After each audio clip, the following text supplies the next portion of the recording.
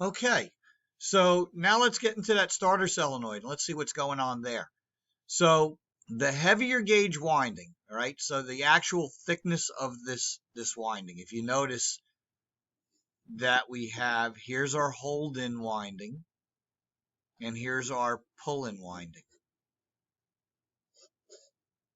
Okay, you notice it's wrapped around more, making it a bigger magnetic field. So the heavier gauge winding, so it's thicker wires, is called the pull-in winding and is needed to draw the plunger into the solenoid. So this one's needed to pull this in to smash them together. Okay, you can see the ignition switch goes through the neutral safety switch into the S terminal, and you can see that that feeds both of these, right? That feeds this one and feeds this one. Now notice, well, we'll say it over here first, then I'm going to take you on it. The lighter gauge winding is called the hold-in winding, and that produces enough magnetic force to keep the plunger in position. So let's look at the way these windings are set up. So the pull-in winding is grounded to the body of the starter, which is grounded to the engine block. So when that hits, boom, that pulls forward. But look what happens with the pull-in winding. That comes into play, look at it, over here to here. When this plunger comes forward and these two crash into each other, the battery current will flow into the motor current, but also feed the hold-in windings.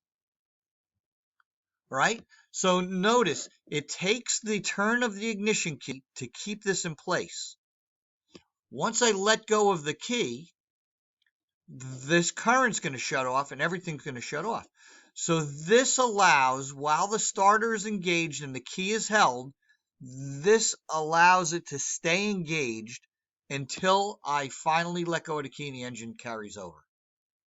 Right? Kind of interesting. This is how all starter solenoids work. So you can see here, here's your plunger. Here's your two windings now. Notice there's a fusible link feeding into this. Shift levers here, pivots right here. So when this gets pulled in, this pivots outward, and that forces the starter drive assembly to contact the flywheel. Right? So here's another one we're going to look at. Here is our ignition switch. Here's our ballast resistor if we had one to our ignition coil. We don't usually have this anymore, but this is what used to be on cars. Here's our battery, positive side, goes into the switch. We turn the key. It sends the signal into the starter, the S terminal on the solenoid. Here's your hold-in and your pull-in windings. Right? When that happens, that energizes the hold-in winding. That juices this whole thing up.